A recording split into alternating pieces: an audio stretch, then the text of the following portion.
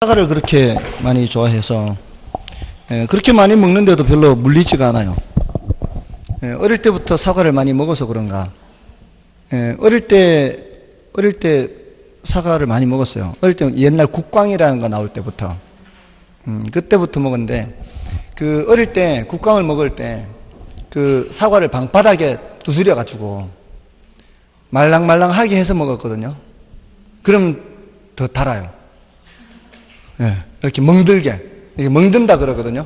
그러니까 멀쩡한 사과를 이렇게 바닥에 이렇게 탁탁탁 두드리면 이렇게 말랑말랑해지잖아요. 그렇게 멍들게 하면은 갈변도 되죠. 이렇게 조금 시간이 지나면.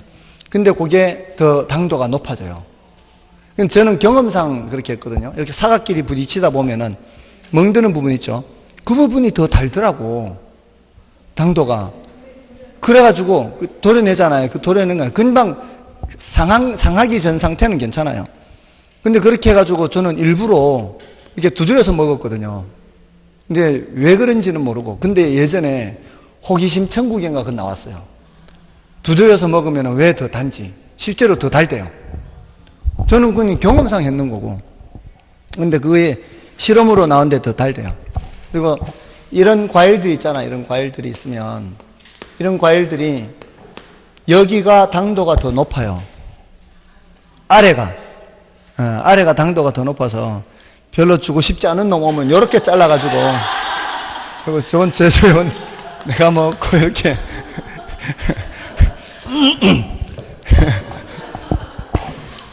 사과뿐만이 아니에요. 배도 그래요.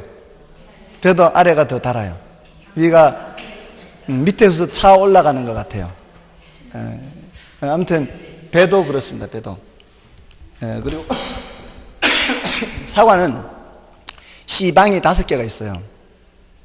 씨방이 5개가 있어서 씨방 하나에 씨가 2개씩 있어요. 씨가 모두 10개가 있어요. 거의 사과를 분해해서 먹었으니까 사과에 대해서는 잘 알고 있습니다. 그리고 사과 깎는 속도나 이쁘게 깎는 거라 그러면은 저를 따라올 사람이 없을 거예요. 무려 40년을 사과를 깎았으니까 정말 이쁘게 깎을 수 있어요. 단 칼이 잘 들어야 돼요. 칼이 잘 들어야 이쁘게 깎여요. 이게 아주 균질적으로, 균일하게 이렇게. 자, 아무튼 자, 이제 13번을 보시고요. 13번에 그 1번, 2번은 조금 전에 했는 거예요. 1번, 2번은 좀 전에 대체효과, 이 소득효과 있잖아요. 어떤 상품의 가격이 상승하게 되면 대체효과 하면 다른 놈 생각해야 돼요. 아시겠죠? 대체효과 하면 다른 거 생각해야 돼요. 그럼 어떤 상품의 가격이 올라가잖아요. 그럼 다른 거는 상대적으로 내려가잖아요. 그러면 다른 재화의 수요량이 상대적으로 증가하겠죠. 내려가니까 상대적으로 가격 하락한 놈은 수요량이 증가한다 이 말이에요.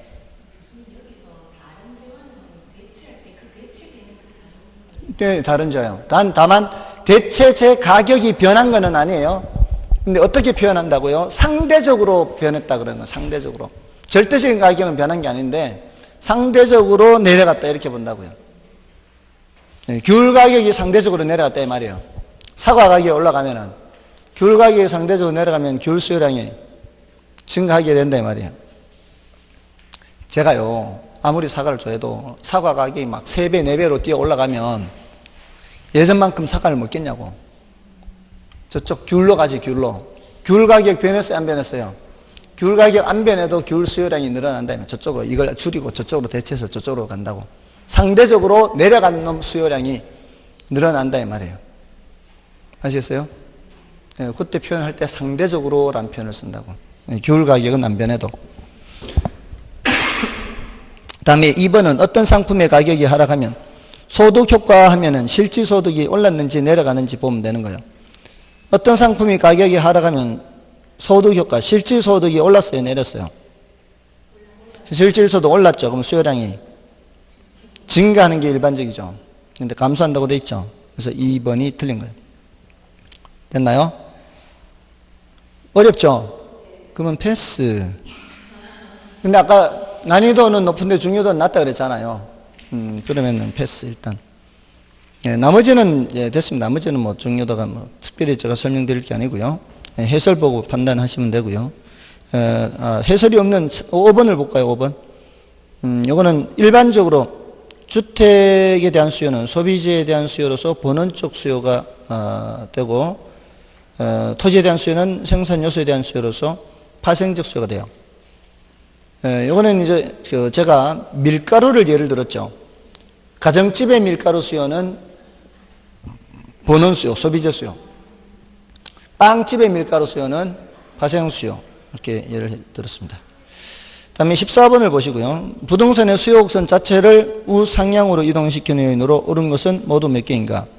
수요 증가를 찾으라는 얘기죠. 부동산 가격 하락. 포함돼요, 안 돼요? 기억 포함돼요, 안 돼요?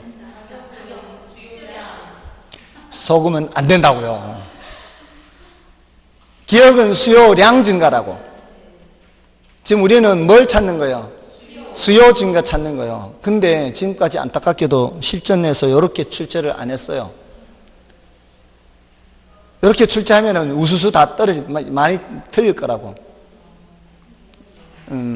이렇게 출제를 안 했어.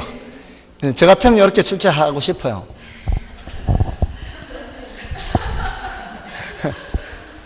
아니, 정확하게 개념 구분을 하란 말이에요. 늘 조심하라고요. 이게 선이 이동하느냐, 점이 이동하느냐. 일단 그것부터 구분해야지. 수요곡선이 이동하는 거니까 점의 이동은 일단 예선 탈락이 오히려 얘가. 그죠? 그 다음에 선이 이동하는 거 찾아야 되고, 그럼 이제 니은에 당의 부동산이 열등제인 경우 소득이 증가해요. 열등제인데 소득이 증가하면 수요가 감소, 얘는 우상향이 아니잖아요.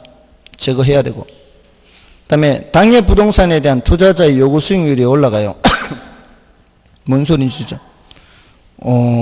빨리 되면은 하면 되고 안 되면은 패스. 자, 이게 뭔가 하면은 사람들이 기대 수익률과 요구 수익률을 가지고 의사결정을 하죠. 이게 예상 수익률이잖아요. 기대 수익률이. 예상 수익률. 예상 수익률이 10%인데 투자자의 요구 수익률이 얘가 11%인데 얘가 10%예요. 그러면 해요, 안 해요? 하겠죠. 근데 보니까 사람들이 막 주변에 막 어디 괜찮은 데 있다면서 가는데 보니까 그게 더 좋아 보여. 상황이 바뀌었어. 지금까지는 이런 상태였는데 이 사람이 보니까 다른 사람들 막 투자한다라고 가는데 보니까 거기는 수익률이 더 높아. 지금까지 생각했던 것과는 달리 더 높은 수익을 벌 수 있대. 그럼 여기에 대한 요구 수익률이 또 올라가는 거예요. 다른 거 해서는 더 벌 수 있으니까. 그래서 이게 올라가 버리면 이렇게 요구 수익률이 올라가 버리면은 이제는 요구 수익률을 충족시킬 수가 없죠. 그럼 투자해요, 안 해요? 투자를 안 하는 거지. 요구 수익률이 올라가게 되면은 괜찮아 보이던 것도 이제는 괜찮지 않아 보인다고. 저 투자하려고 했는데 지금 다른 게 더 좋아 보이는 게 있다는 거죠. 예, 그러면은 투자를 안 하게 된다고요. 수요 감소라고. 그 다음에 생산 요소 가격 하락은 공급 증가. 그 다음에 미음은 당의 부동산과 대체 관계 있는 다른 부동산 가격 상승. 대체재 가격 상승과 같은 말이죠. 대체 관계 있는 다른 부동산이나 대체재나 같은 말이잖아요. 대체재 가격 상승 수요 증가죠. 그럼 요거 놈이죠, 요 놈. 그러니까 디귿은 사실 한번 봐서 잘 모르면은 패스했다가 미음이 들어가니까 나중에 1번, 2번 연필 굴려 찍으면 되지. 지금 디귿이 옳은지 포함되는지 안 되는지 모르는 상황이라면 말이에요. 그러니까 미음까지 갔는데 한 개를 찾았잖아요. 근데 다른 거는 다 아닌데 디귿을 모르잖아. 그러면은 1번, 2번 중에 찍어야지, 할 수 없이. 뭔지 아시겠죠? 할 수 없어요. 이 몇 개인가 문제는 그럴 수밖에 없다고요. 다음은 15번은 뭐예요? 수요곡선 D절을 D번으로 이동시키는 거는 수요 감소니까 1번에 건설산업 생산성 악화, 이거는 생산성 악화는 공급 감소고, 이거는 수요자의 소득 증가, 이거는 수요 증가죠. 근데 혹시 얘가 열등제는 아닌가 하고 수요 증가했어요? 그냥 수요 증가했어요? 또 그냥 수요 증가했죠? 지난번에도 한번 이렇게 했었죠? 이 두 번째, 지금 두 번째. 항상 소득이 나오면 얘가 열등제는 아닌가를 의심을 해보라고. 괄호 속에 열등제가 있는지 없는지를 살펴보라고. 없잖아요. 없으니까 얘는 정상제네. 그러니까 수요 증가. 요렇게 해야 정확하게 맞추는 거라고. 큰일 났네 이거. 자꾸 함정 내면 다 틀리겠다 정말. 지금까지는 괄호 속에 함정 문제 출제가 실전에 출제된 적 없어요. 근데 이거 원래 만약에 그런 식으로 막 난이도를 높이겠다고 함정을 그렇게 넣거나 이렇게 해버리면 우수수 떨어지는 거예요. 그러니까 소득 나오면 항상 생각하라고. 얘는 열등제가 아닌가 생각하라고. 아시겠죠? 그게 여러분들이 합격률을 높이는 길입니다. 시험 치고 나와서 괄호 속에 읽어봐야 아무 소용없어요. 시험 치는 당시에 괄호 속에 있는 걸 확인해야지. 그 다음에 3번에 보완제 가격 하락, 보가, 반, 수요 증가잖아요. 네, 그 다음에 대체주택 수요 증가, 대수, 반이잖아요. 요 수요 감소, 요 4번이 정답이네.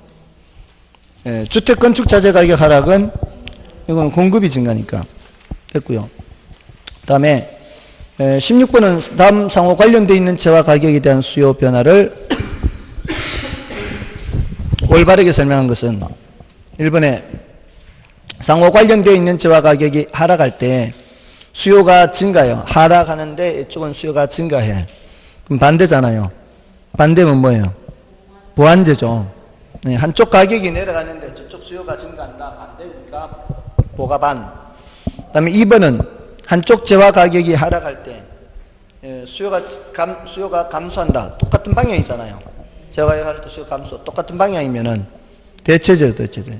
대갑이 틀렸고. 그 다음에 3번 상호 대체 관계 있는 재화 가격이 상승하면 대가 상승하면은 수요 증가죠.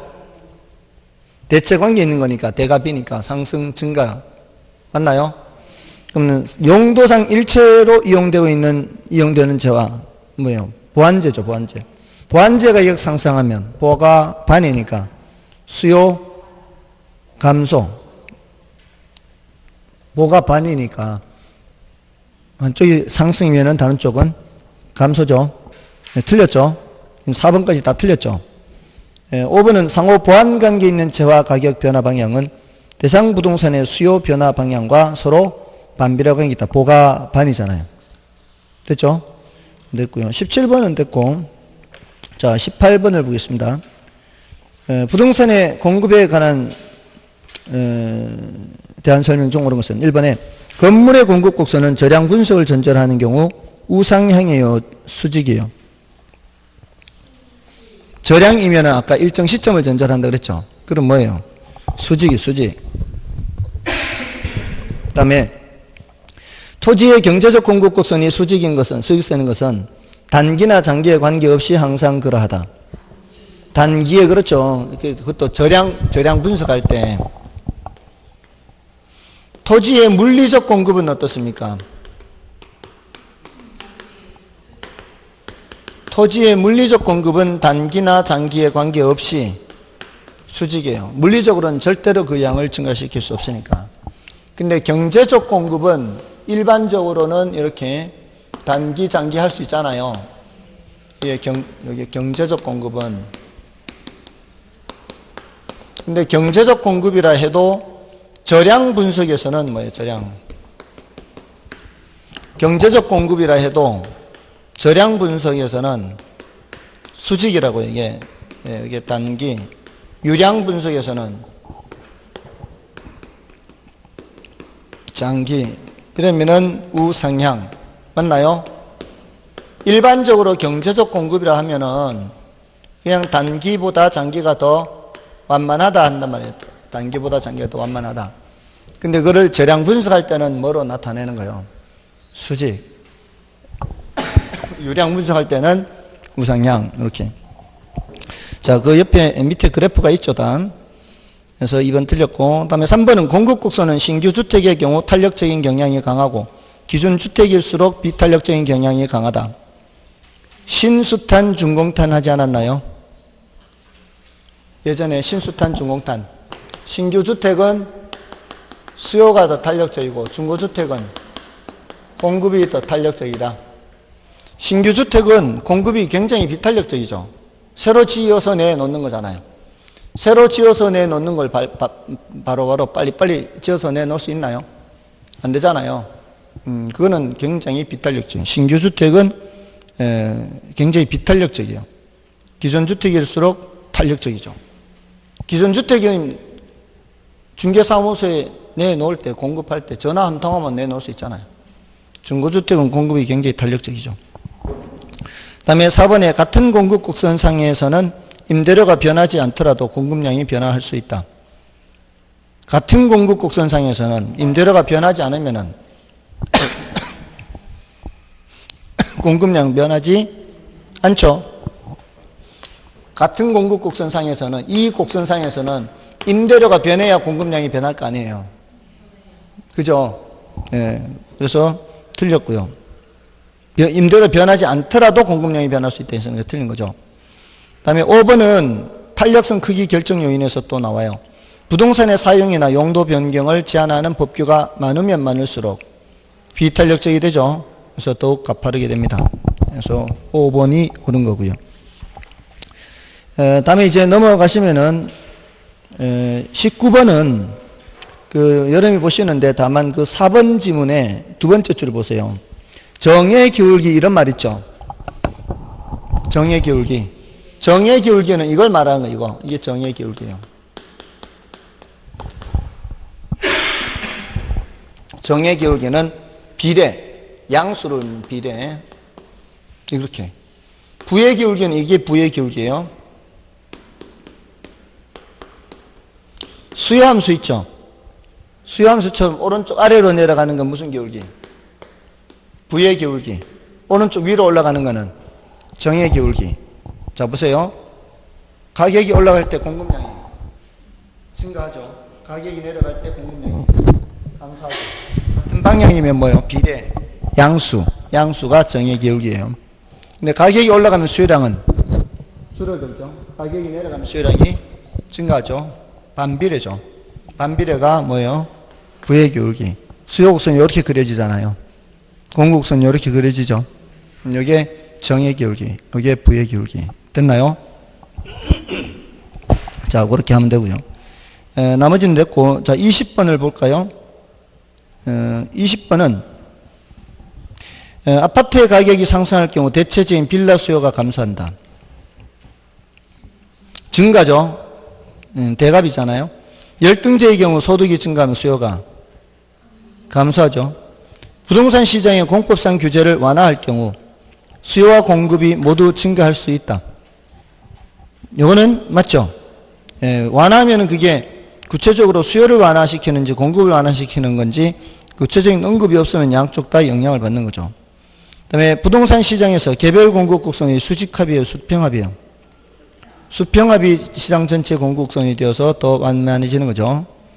그 다음에 수요의 변화란 당해체와의 가격이 변함에 따라 동일한 수요 곡선상에서 수요량이 변하는 것. 이거는 수요량의 변화죠. 그래서 틀렸고요. 그 다음에 이제 21번부터는 이제 균형의 결정과 이동이죠.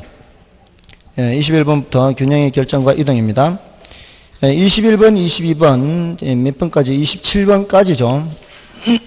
27번까지가 균형의 결정과 이동이요. 균형은 어디서 결정이 돼요? 수요 곡선과 공급 곡선이 교차하는 점이죠. 교차하는 점이 아닌 상태에서는 균형이 아니죠. 이때는 초과 공급이죠. 수요량과 공급량이 더 많은. 이때는 공급량보다 수요량이 더 많은 초과 수요.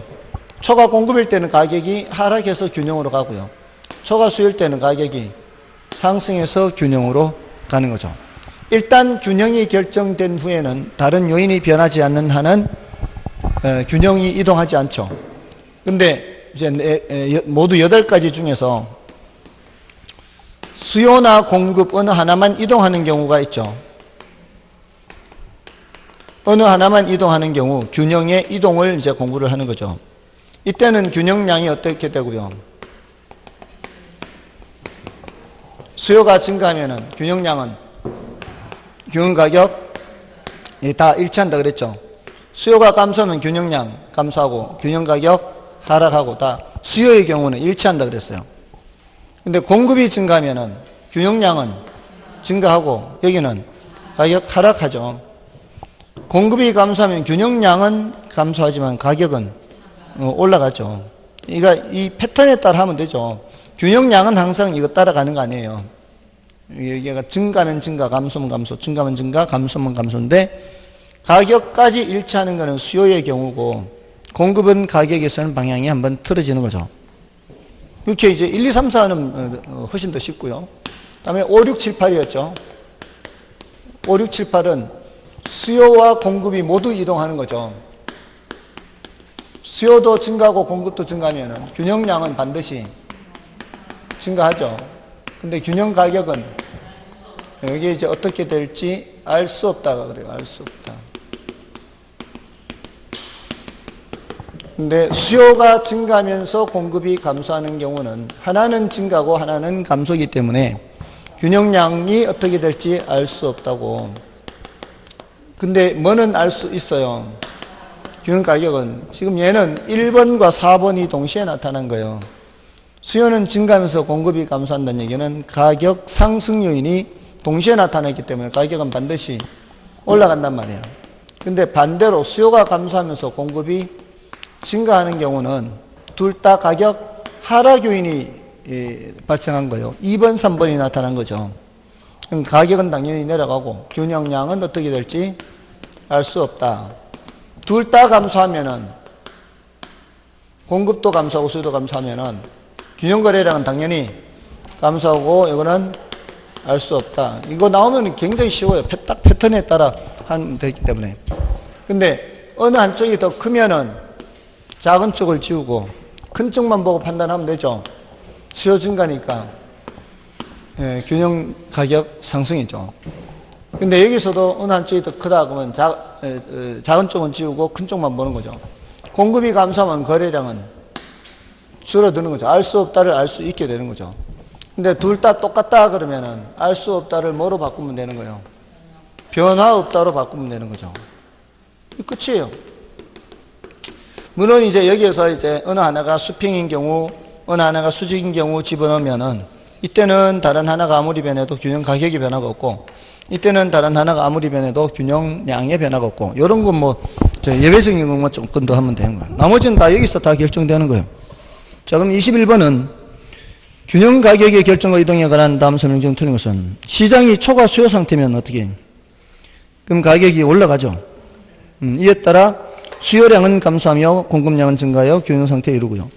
시장이 초과 공급 상태면 가격이 하락하고 이에 따라 수요량은 증가하며 공급량은 감소하여 균형 상태에 이르죠. 균형이 달성되면 다른 요인이 변하지 않는 한 균형이 유지되죠. 균형 상태에서 가격 이외의 수요 결정 요인 또는 공급 결정 요인이 변하면 수요 곡선 또는 공급 곡선이 이동함으로써 새로운 균형 상태에 이르게 되죠. 맞고요. 균형 상태에서 소득이 감소하면 정상재의 경우에서요. 기존 가격 하에서 초과 수요가 발생하게 되고 이에 따라 가격이 하락해서 새로운 균형 가격은 기존 균형 가격보다 하락하게 된다. 맞나요? 균형 상태에서 소득이 감소하면 정상재의 경우 기존 가격 하에서 초과 수요가 발생하게 되고 이에 따라 가격이 하락해서, 자, 그게 벌써 모순이에요. 초과 수요가 발생하는데 어떻게 가격이 하락해요? 가격이 상승할 거 아니에요. 근데 수요가 감소하면은 초과 수요가 감소할까요? 초과 수요가 나타날까요? 초과 공급이 나타나요. 자, 수요가 감소하면 이렇게 그려야 되죠. 원래 수요 곡선이 사라지는 거죠. 원래 수요 곡선이 사라지는 거예요. 원래 수요 곡선이 사라지면은 최초 가격 수준에서 수요하고자 하는 게 이렇게 준다는 말이에요. 소득이 줄어드니까. 근데 공급은 그대로 있잖아요. 공급 변화 요인이 아니었잖아요. 수요 변화 요인이었잖아요. 그러니까 이제 균형에서 깨지는 거죠. 균형 상태에서 벗어나는 거예요. 불균형 상태가 된 거예요. 어떤 불균형? 초과 공급인 불균형이 된 거예요. 불균형에서 균형으로 가려면은 이제 가격이 조정 들어간다고요. 초과 공급이니까 가격이 하락하죠. 가격 하락함에 따라 공급량은 점점 줄어들면서 줄어들었던 수요하고자 하는 양 중에서 수요량은 증가해요. 그래서 이 점으로 오게 되는 거죠. 그러니까 요 5번 지문은 새로운 균형으로 오는 과정을 설명하고 있는 거예요. 근데 우리는 그게 중요도가 더 낮아요. 난이도는 더 높고. 우리는 보통 소득이 감소하면은 균형 거래량 어떻게 돼요? 이 결과만 대답하면 되거든. 수요가 감소하면 균형량은 감소하고 균형 가격은 내려가요. 이 결과만 대답하면 돼요, 보통. 근데 이런 식으로 이게 소득이 감소해서 초과 공급이 발생하고 가격이 하락하면서 다시 수요하고자 하는 양은 늘어나고 공급하고자 하는 양은 줄어서 최종 새로운 균형은 요거보다는 거래량은 늘어나지, 요거보다는 이제 수요하고자 하는 양은 늘어났지만 원래보다는 거래량은 줄어들게 돼 있다 이 말이에요. 거래량은 줄고 이제 가격은 내려가고. 보통은 결과만 대답하면 된다고요. 우리는 여기 이렇게 결과예요, 결과. 결과만 대답하면 되는데 5번은 그 과정을 설명하고 있다고요. 과정을 설명하는 과정에서 초과 수요가 틀린 거예요. 초과 수요가. 초과 수요가 아니라 뭐라고요? 초과 공급이에요. 초과 공급. 자, 그럼 됐고. 그 다음에 22번도 보겠습니다. 자, 22번은 시장에서 균형 상태를 달성한 이후 생산 기술 수준이 향상되고 소득이 증가한대요. 기술 수준이 향상되면 공급 증가, 소득이 증가하는 경우는 일반적으로는 수요가 증가. 왜? 열등제일 수 있으니까. 항상 소득 증가하면 열등제일 수 있다는 걸 늘 고려해요. 일반적으로는 수요 증가예요. 자, 단 우상향 공급 곡선과 우하향 수요 곡선을 가져간다. 1번, 이 재화가 정상재라면 수요 증가 및 공급 증가가 동시에 발생. 맞죠? 이 재화가 정상재라면 균형 이동 결과 균형 가격은 하락한다. 자, 이 재화가 정상재라면 5번이 동시에 나타난 거 아니에요. 수요 증가와 공급 증가가 동시에 나타난 거예요. 그러면은 균형량은 증가하지만 균형 가격은 알 수 없다라고 해야 되죠. 틀렸죠? 네, 2번 틀렸어요. 3번 균형 이동 결과 균형량은 증가하죠. 이게 균형량은 반드시 증가하니까. 그 다음에 위의 변화에서 수요 곡선이 공급 곡선보다 더 많이 이동한다면 수요 곡선이 공급 곡선보다 더 많이 이동한다 그러면 이쪽이 더 크다는 얘기 아니에요. 그러면 이쪽 지우라는 얘기 아니에요.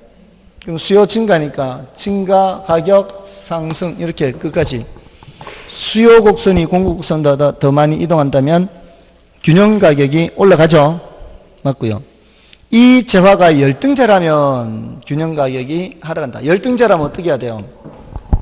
소득이 증가하면 수요가 감소하면서 공급은 증가하는 거니까 7번으로 가야 돼요. 이 재화가 열등제면.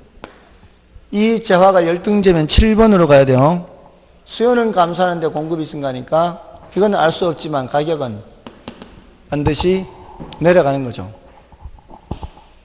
이 재화가 열등제라면 했잖아요. 그럼 열등제라고 생각하고서 수요가 변하는 방향을 생각해야죠. 그러면 수요가 감소, 공급이 증가. 생산 기술 수준 향상은 무조건 공급 증가니까. 맞아요? 네, 그래서 균형 가격이 하락하는 거죠. 23번은 여러분이 보셔도 될 것 같고, 이제는. 자, 그거 이제 설명 보시고요. 그 다음에 24번을 보겠습니다. 부동산 수요 공급 모형에서 균형 가격의 이동에 관한 다음 설명 중 틀린 것은 1번 다른 조건이 일정한 경우 균형 상태에서 건설 노동자 임금 상승은 뭐예요? 건설 노동자 임금 상승은 공급 감소죠. 공급 감소면 몇 번이요? 4번이요. 4번 여기. 공급 감소면 4번. 균형 거래량 감소, 균형 가격 상승. 맞죠? 다른 조건이 일정한 경우 균형 상태에서 소득 증가요. 그러면 일반적으로 했으니까 뭐란 얘기예요? 정상제. 수요 증가잖아요. 수요 증가니까 다 위로. 상승 증가. 맞죠? 다른 조건이 일정한 경우 균형 상태에서 이자율 하락은 수요와 공급 모두를 증가시키고 모두 증가하면은 균형량은 증가하는데 균형 가격은 알 수 없다가 돼야 되죠. 그래서 3번이 틀렸습니다. 그 다음에 균형 상태에서 당해체화 가격 이외의 요인 변화는 수요 곡선 또는 공급 곡선만을 이동시키든지 또는 양자 모두를 이동시키기도 하죠. 균형 상태에서 수요와 공급이 동일한 크기로 증가한다면 둘 다 증가잖아요. 그럴 때는 균형 가격은 변함이 없죠. 예, 그리고 균형량은 증가하는 거죠. 정답은 몇 번이었죠? 3번이었나요? 그 다음에 25번. 우하향하는 수요곡선과 우상향하는 공급곡선을 갖는 아파트 시장에서 수요곡선과 공급곡선이 모두 상향으로 이동한다고 할 때 균형의 변화로 가장 옳은 것은, 자, 이거 조심해야 돼요. 모두 상향 이동이죠. 좌측 이동, 우측 이동은 좌우가 있으면은 좌는 감소, 우는 증가예요. 근데 수요 곡선이 상향으로 이동하는 것은 수요가 증가해요. 근데 공급 곡선이 상향으로 이동하는 것은 공급 감소란 말이에요. 이거 조심해야 돼요. 상하로 나올 때는. 자, 그러니까 지금 수요는 증가, 공급은 감소, 이거예요, 이거. 수요는 증가, 공급은 감소니까 6번에 6번. 모두 상향으로 이동한다. 이거를 먼저 파악을 하고 들어가야 돼. 이게 어떤 상황인지를 알고 들어가라 이 말이에요. 이동하는 거는 1, 2, 3, 4, 5, 6, 7, 8 외에는 없다고요. 맞잖아요. 1, 2, 3, 4, 5, 6, 7, 8 외에 없어요. 그러니까 우리 지금 이 25번은 몇 번 상태? 6번. 수요 증가, 공급 감소. 자, 이때 균형 거래량 알 수 있어요, 없어요? 균형 거래량 알 수 없죠. 균형 가격은 위로 상승이죠. 그러니까 1번 안 돼요. 균형 거래량 알 수 없는 걸 찾으면 되잖아요, 일단. 균형 거래량 알 수 없는 게 5번, 1번, 5번밖에 없네. 그죠? 균형 거래량 1번, 5번 밖에 없고 균형 가격 상승하는 건 5번이네. 맞죠? 그러니까 먼저 이걸 파악하고 들어가면 훨씬 쉽다고요. 이걸 파악하고 들어가면 벌써 균형 거래량이 어떻게 될지 알 수 없는 거를 인식하고 들어가니까 균형 거래량 변화 알 수 없다는 거를 1번, 5번 중에서 찾을 수 있고 그 중에서 답을 찾으면 훨씬 빠르게 찾을 거 아니에요. 그러니까 문제를 파악하고 들어가는 게 훨씬 빠른 방법이다 이 말이에요. 무작정 그 밑에 걸 보려고 하지 말고. 그죠? 상황 파악이 우선이에요. 상황 파악이. 다음에 26번은 뭐예요? 시장 균형 가격을 하락시킬 수 있는 요인 했죠. 시장 균형 가격을 하락시킬 수 있는 건 뭐예요? 이게 수요가 감소하거나 공급이 증가해야지. 둘 중에 하나 찾으라면 2번, 3번 중에. 자, 그럼 단독주택 수요 감소예요. 대수반이에요. 대수반. 대수 감소잖아요. 그럼 아파트 수요는 증가. 아파트 수요 증가하면 수요 증가니까 가격 올라가자 할 거 아니에요. 생산기술 향상. 공급 증가. 그럼 가격 하락. 요놈이네, 요놈. 생산요소 가격 상승. 생산요소 가격 상승은 공급이 감소죠, 감소. 공급 감소하면은 가격이 상승. 인근 지역에 생태공원이 조성돼 수요 증가, 가격 상승. 소비자들의 아파트 가격 상승 예상. 수요 증가, 가격 상승. 됐죠? 그럼 27번은 뭐예요? 어떤 지역의 아파트 시장 균형 가격을 상승시킬 수 있는 요인이라 볼 수 없는 거라 그랬잖아요. 그럼 결국 27번이나 26번이나 같은 거죠. 같은 거예요. 이거는 여러분 풀어보시면 되겠죠. 연습하면 되겠죠, 이제. 근데 그 연습이라는 게 대부분 뭐예요? 이거잖아요. 대수반. 여기에 관건이 이거. 대갑이 대수반 또는 보갑이 보수비, 보갑반 보수비, 그거예요, 그거.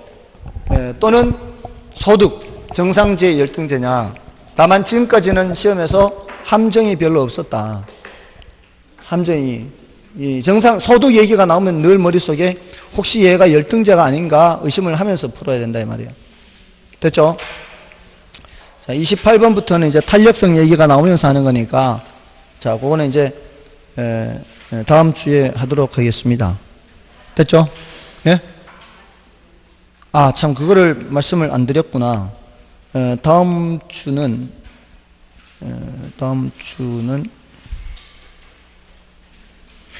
그 경기 변동론 있죠?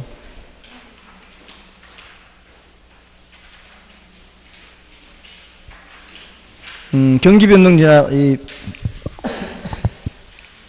일단 105쪽. 105쪽이면 너무 적은 거 아닌가 싶어요. 아니, 이게 문제가 한 75문제밖에 안 돼요. 한 번에 75문제 정도밖에 안 되기 때문에 그렇게 많은 문제가 아니에요. 이게 18문제, 17문제, 35문제, 그 다음에 남아있는 게 모자라네. 더 나가야 돼요. 더 나가야 돼. 정책론에, 맞다. 정책론에 제가 좀 생각을 해왔는데, 정책론에 어디까지 보면 되는가 하면은,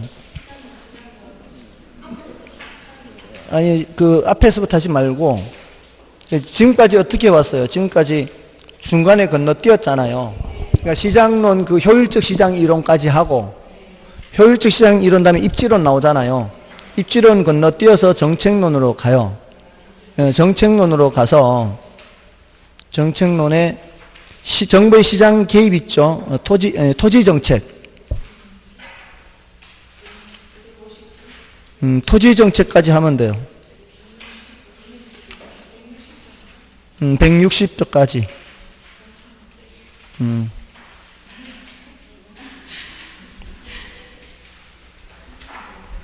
아시겠죠? 160조까지. 네, 그렇게 하시면 돼요. 그 문제가 한 80문제 정도밖에 안 돼요. 아무튼 애쓰셨고요. 다음 주에 뵙겠습니다. 감사합니다.